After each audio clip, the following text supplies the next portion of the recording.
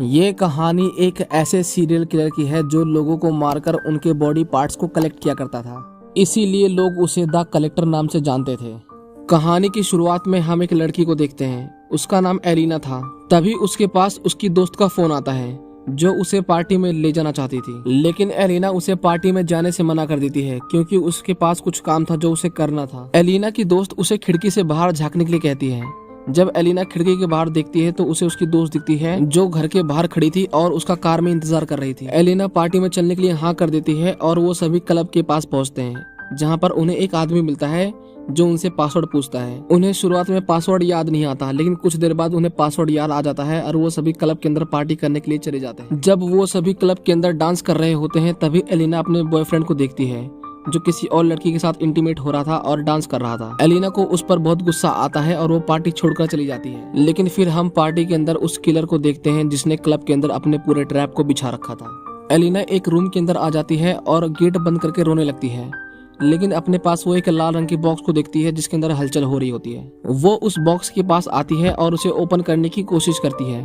Finally वो उस box को ओपन कर देती है जिसके अंदर से एक लड़का निकलता है। उसका नाम आर्किंस होता है। दरअसल ये एक ट्रैप होता है जो कलेक्टर ने बॉक्स खोलने वाले के लिए बिछाया होता है। जब एलिना बॉक्स को खोलती है तभी एक ट्रैप ट्रिगर हो जाता है जिसमें से एक एरो निकलता है जो उसे लगने ही वाला होता है, लेकिन आर्किंस उसे बचा लेता है। इसी दौरान वो एरो एक ट्रैप को ट्रिगर कर देता है जो एक बड़ी मशीन को चालू कर देता है। उस मशीन के विंग्स में बहुत बड़े बड़े ब्लेड लगे होते हैं जो सभी लोगों के सिर के जस्ट ऊपर होते हैं। वो मशीन चालू हो जाती है और सभी लोगों को मार डालती है। आर्किंस एलिना से हेल्प मांगता है, लेकिन वो उसकी इस हालत को देखकर घबरा जाती है और वहाँ से भाग जाती है। ब्रायन जो उस ट्रैप से बच चुका था वहाँ से भागने लगता है, लेकिन भागते भागते उसका पैर एक वायर पे पड़ जाता है जिसकी वजह से एक ब्लेड उसे काट डालता है। एलिना आर्किंस से भागते हुए उस क्लब के अंदर दोबारा आती है जहाँ पर वो सभी की लाशों को देखती है। वो अपने दोस्त को भी देखती है जो एक ट्रैप के अंदर फंसे होते हैं, और उस ट्रैप के ऊपर एक हाइड्रोलिक प्रेस था जिसे कलेक्टर ने एक्टिवेट कर दिया था। वो प्रेस नीचे की ओर आने लगता है जिसके नीचे दबकर सभी की मौत हो जाती है। ये सब एलिना देख रही होती है लेकिन वो कुछ नहीं कर पाती। फिर वो कलेक्टर को देखती है और वहाँ से भागने लगती है, लेकिन कलेक्टर उसका पीछा करता है। वो भागते हुए एक गैलरी के अंदर आती है जहाँ पर बहुत सारी डेड बॉडीज होती है। वहाँ पर आर्किंस भी था। वो उससे मदद मांगती है, लेकिन तभी वहाँ पर कलेक्टर आ जाता है जो उसे किडनैप कर लेता है। आर्किंस और कलेक्टर एक दूसरे को देखते हैं, लेकिन इससे पहले कलेक्टर उसे पकड़ पाता, आर्किंस एक डेड बॉडी को लेकर वहाँ से कूद जाता है और एक कार पर जा गिरता है। आर्किंस को बहुत चोट लग गई थी, लेकिन अभी भी वो होश में था। वो वहाँ से उठकर जाने लगता है। कलेक्टर उसे देख रहा होता है लेकिन कुछ नहीं कर पाता क्योंकि वो दोनों एक दूसरे से बहुत दूर थे। आर्किंस एक हॉस्पिटल के अंदर आता है ताकि वो अपना इलाज करा सके, लेकिन वहाँ पर पुलिस आ जाती है और उसे अरेस्ट कर लेती है क्योंकि उसके खिलाफ बहुत सारे क्रिमिनल रिकॉर्ड थे। फिर जब उसे होश आता है तो वो खुद को एक हॉस्पिटल के अंदर पाता है जहाँ पर उसकी वाइफ उसके पास होती है। आर्किंस अपने पास एक बहुत बड़े फूलों का गुलदस्ता देखता है। वो अपनी वाइफ से पूछता है कि क्या ये गुलदस्ता तुमने लाया, लेकिन वाइफ उसे मना कर देती है। जब वो उस पे लिखे मैसेज को पढ़ता है तब वो समझ जाता है कि ये फ्लावर्स उस किलर ने भेजे हैं जिसने उसे इतने दिनों तक बंदी बना के रखा था। आर्किंस अपनी वाइफ को वहाँ से जाने के लिए कहता है क्योंकि अब उसकी लाइफ को भी खतरा था। फिर हम देखते हैं कि आर्किंस के पास एक टीम आती है।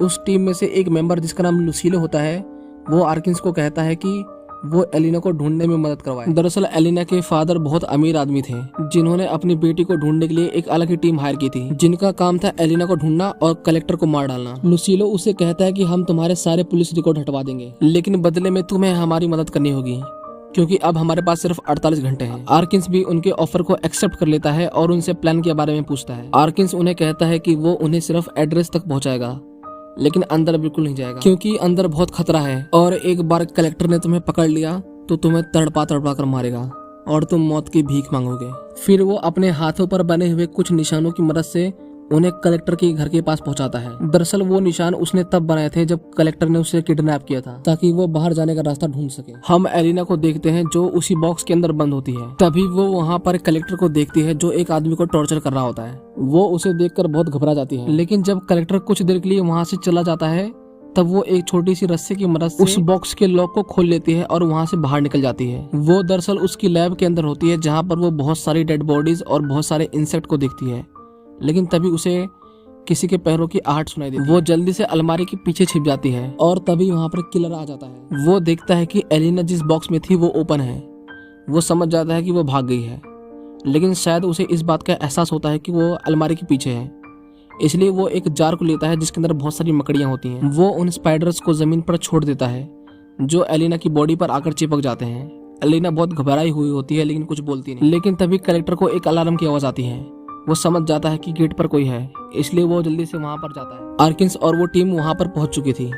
आर्किन्स उन्हें कहता है कि अब मेरा काम खत्म हुआ, अब मुझे यहाँ से जाना है। लेकिन वो उन्हें वार्न करता है कि अंदर बहुत खतरा हो सकता है, इसलिए तुम संभाल के जाना। लुसीलो उसे कहता है कि मुझे पता है, इसलिए तुम भी मेरे साथ चल रहे हो। आर्किन्स उसे कहता है कि मेरी बात सिर्फ तुम्हें यहाँ पर पहुंचाने की हुई थी, मैं अंदर नहीं जाने वाला था। लेकिन लुसीलो उसके ऊपर गन पॉइंट कर देता है और उसे जबरदस्ती अंदर चलने के लिए कहता है। जब वो लोग अंदर आते हैं तो उनके ऊपर कुछ लोग अटैक कर देते हैं। दरअसल कलेक्टर ने उन्हें एक बहुत ही खतरनाक ड्रग दिया था जिसकी वजह से वो अपने आपे को खो चुके थे और अपने पास आने वाली हर चीज को मार कर खा जाते थे।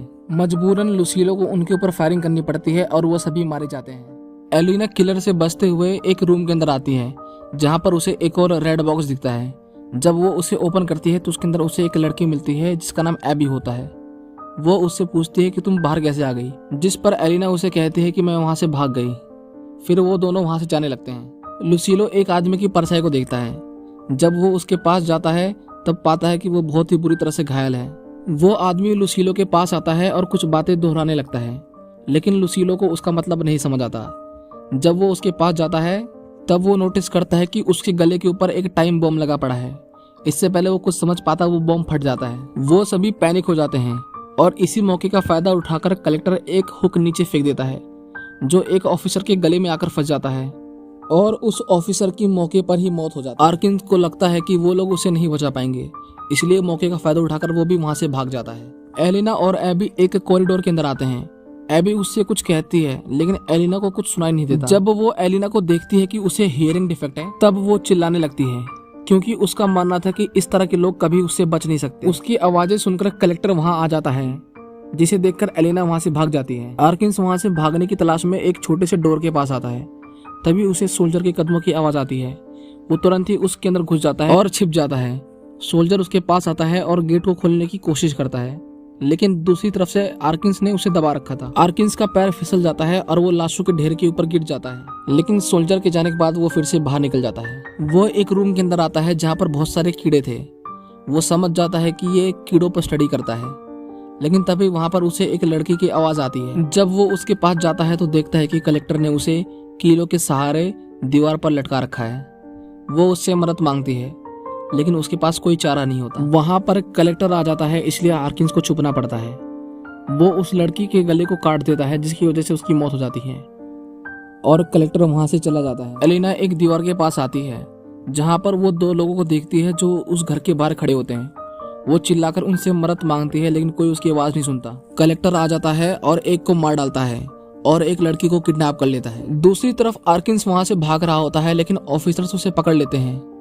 लेकिन तभी वहां पर आर्किन्स उसे कहता है कि हमें एक दूसरे का साथ देना होगा, नहीं तो वो भी हमें मारकर लटका देगा। वो लुसीलो को कहता है कि शायद एलिना अब तक मर चुकी है। लेकिन तभी वहां पर एबी आ जाती है जो उन्हें बताती है कि मैंने उसे देखा है, वो अभी तक मरी नहीं है।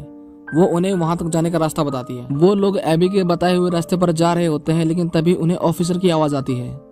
लुसीलो उसे फॉलो करते हुए उस तक पहुंचता है, लेकिन जब वो पर्दे को हटाता है तब देखता है कि वहां पर सिर्फ टेप रिकॉर्डर है और कलेक्टर चाहता था कि वो उस वॉइस को फॉलो करते हुए ट्रैप में फंस जाए। तभी वहां पर बॉम्ब ब्लास्ट होने लगता है, लेकिन लुसीलो किसी तरह वहां से बच के निकल आता है। वो सभी उसी रूम के अंदर आ जाते हैं जिसके अंदर एलिना होती है। जब एलिना एबी को देखती है तब वो सबको बताती है कि इसका विश्वास मत करना, ये एक पागल है। जब आर्किन्स उस दीवार से दो लोगों को देखता है तब उसके दिमाग में एक प्लान आता है। वो लुसीलो से गन मांगता है और एक आदमी के ऊपर फायर कर देता है। वो उन्हें कहता है कि अब फायरिंग सुनकर दूसरा आदमी पुलिस को बुलाएगा और जब पुलिस आएगी तब वो समझ जाएगी कि हम कहां पर हैं। कुछ ही देर में वहां पर पुलिस भी आ जाती है और आर्किन्स गन में पड़ी हुई आखिरी गोली को उनकी कार पर फायर कर देता है, जिससे पुलिस समझ जाती है कि फायरिंग कहां से हुई है। एलिना एबी को देखती है जो गेट के पास खड़ी होती है। वो गेट को ओपन कर देती है और कलेक्टर को बता देती है कि वो कहां पर है, लेकिन उनके बीच में हाथापाई होती है और हाथापाई के दौरान एबी का पैर एक वायर पे पड़ जाता है और वो एक ट्रैप के अंदर फंस जाती है और उसके अंदर उसकी मौत भी हो जाती है। जब कलेक्टर वहां पर आता है तब वो देखता है कि एबी अब मर चुकी है। उसे बहुत गुस्सा आता है और वो सभी पर फायरिंग करना चालू कर देता है। सभी अपना बचाव करने के लिए टेबल के पीछे छिप जाते हैं। लेकिन कलेक्टर एक बार फिर एलिना को किडनैप करके वहां से चला जाता है। जब फायरिंग बंद हो जाती है तब सभी एलिना को ढूंढने जाते हैं, लेकिन लुसीलो नहीं जा पाता क्योंकि उसका हाथ एक ट्रैप के ऊपर रखा हुआ था और अगर वो वहां से हिलता तब उसकी मौत हो जाती है। इसलिए उन्हें एलिना को ढूंढने के लिए अकेले ही जाना पड़ता है। वो सभी उसे ढूंढ रहे होते हैं तब वो उसे एक स्ट्रेचर पर लेटा हुआ देखते हैं। वो एलिना के हाथों को खोलने की कोशिश करते हैं, लेकिन तभी उनके ऊपर एक बहुत बड़ा लोहे का केज गिर जाता है और वो सभी अंदर ट्रैप हो जाते हैं। तभी वहां पर कलेक्टर आ जाता है जो एक रस्सी में आग लगा देता है जो एक बहुत बड़े तेल के टैंकर में आकर खत्म होती थी। वो सभी सबूतों को मिटाने के लिए पूरे घर में आग लगा देता है। आर्किन्स उस गेट को खोलने की बहुत कोशिश करता है लेकिन उसे खोल नहीं पाता। अब उसके पास एक ही चारा बचा होता है। वो अपने हाथ के प्लास्टर को तोड़ता है और वो ऑफिसर को अपने हाथ को तोड़ने के लिए कहता है। वो अपने टूटे हुए हाथ से किसी तरह उस केज के दरवाजे को खोल देता है और वो सभी वहां से निकल जाते हैं। वो सभी वहां से निकल ही रहे होते हैं तभी वो बड़े बड़े टैंकों में बहुत सारी लाशों को देखते हैं। उसी बीच वो उनके ऊपर अटैक कर देता है और एक ऑफिसर को मार डालता है। आर्किन्स और उसके बीच में फाइट होती है, लेकिन कलेक्टर उससे बहुत ज्यादा ताकतवर होता है और उसे बहुत मारता है। वो उसे जान से मारने ही वाला होता है तभी वहां पर लुसीलो आ जाता है जो किसी तरह उस ट्रैप से बाहर निकल आया था। वो भी कलेक्टर से फाइट करता है, लेकिन कलेक्टर उसे एक चाकू से मार डालता है। इससे पहले वो एलिना को मारता, आर्किन्स उसके ऊपर अटैक कर देता है और उसे बहुत मारता है। वो उसे उसी चेम्बर में फेंक देता है जिसमें वो पहले गिरा था। लाशों के ढेर में बहुत सारी गैसोलीन होती है। आर्किन्स उसके अंदर आग लगा देता है और कलेक्टर जलने लगता है। क्योंकि घर के अंदर आग लगी होती है इसलिए वहां पर फायर ब्रिगेड भी आ जाती है। एलिना दीवार की दूसरी तरफ से उन्हें आवाज देती है। वो लोग उनकी आवाज को सुन लेते हैं और गेट के पास आ जाते हैं। आर्किन्स जो अब बहुत ज्यादा घायल था किसी तरह वहां से निकलने की कोशिश करता है, लेकिन उसके बीच में बहुत सारी आग थी इसलिए अब उसका निकलना नामुमकिन था। लेकिन एलिना एक रोड की मदद से उन सभी टैंकों को तोड़ देती है जिसकी वजह से पूरे घर के अंदर पानी गिर जाता है और आग बुझ जाती है। फायर ब्रिगेड भी उस गेट को तोड़ देती है और वो दोनों वहां से निकल जाते हैं। एलिना अपने फादर से मिलती है और उनके गले लग जाती है, लेकिन आर्किन्स उस बॉक्स के पास जाता है जिसके अंदर उसने कलेक्टर को गिराया था और उसे जलाया था, पर उसके अंदर उसे कोई डेड बॉडी नहीं मिलती, लेकिन उसे बस वो जला हुआ मास्क मिलता है। वो समझ जाता है कि वो अभी भी जिंदा है। फिर हम कुछ दिनों बाद कलेक्टर को उसके घर के अंदर देखते हैं। उसे गेट पर बेल की आवाज आती है। जब वो वहां पर जाता है तो वहां पर उसे कोई नहीं दिखता, लेकिन तभी आर्किन्स उसके सिर के ऊपर गन रख देता है। आर्किन्स को पता चल जाता है कि वो एक एंटोमोलॉजिस्ट है। वो उसे कहता है कि तुम्हारा कीड़ों का कलेक्शन कमाल का था। उसने 200 मील के अंदर सभी कीट वैज्ञानिक के लाइसेंस निकाल लिए थे, जिसमें 12वां नंबर का लाइसेंस उसी का ही था, और इस तरह उसने कलेक्टर को ढूंढ निकाला। कलेक्टर उसे कहता है कि अब क्या तुम मुझे मारोगे?